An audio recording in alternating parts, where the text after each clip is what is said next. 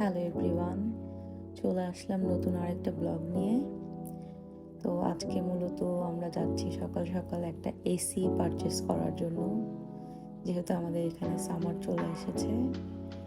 So সামারে প্রচণ্ড গরম থাকার কারণে এসি ছাড়া আসলে সারভাইভ করা খুবই কঠিন। তো সকাল সকাল আমার হাজব্যান্ড, আমি এবং আমার ছেলে বের হয়ে পড়লাম বেস্ট বাইয়ের উদ্দেশ্যে। আসলে বেস্ট বাই হচ্ছে ইউএসের মধ্যে one of the largest electronics shopping mall বলা চলে। এখানে আপনি সব ধরনের ডিভাইস পেয়ে যাবেন, ইলেকট্রনিক্স ডিভাইস স্পেশালি। তো যেতে যেতে আমার ছেলেটা খুবই এনজয় করছিল, আর ওপাশে দেখছিল।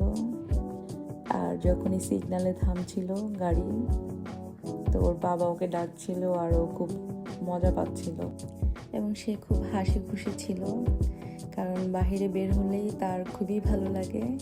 সে বাইরে ঘুরতে খুবই পছন্দ করে। তো বেস্ট বাইয়ের যে শোরুমটা, এটা আমার বাসা থেকে খুব একটা দূরে না। আমার বাসা থেকে 17 থেকে 20 মিনিটের মতো সময় লাগে।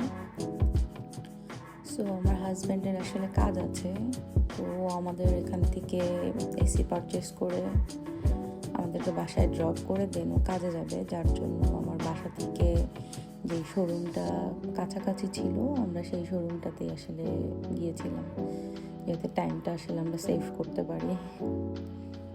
তো এখন আমরা ভিতরে যাচ্ছি, যে দেখবো আসলে যে আমাদের রুমের জন্য কোন এসিটা আসলে ফিট হয় আর সুইটেবল হয়, সেটা আসলে আমরা পারচেস করব। তো এখানে আসলে বিভিন্ন ব্র্যান্ডের বিভিন্ন পাওয়ার এসি ছিল।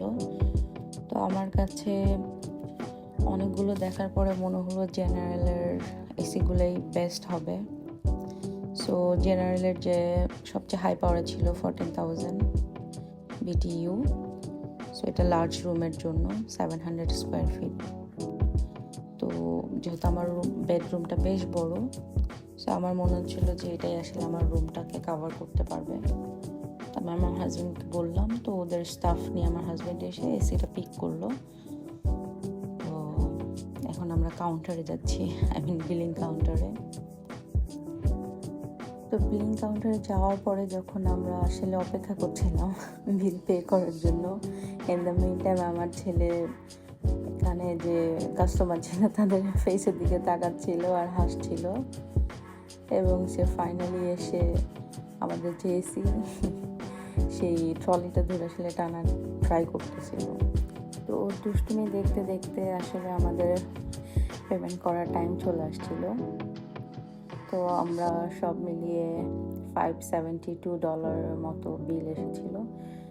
তো আমরা বিল পে করলাম এবং এসি নিয়ে বাসায় ফেরত আসার পালা।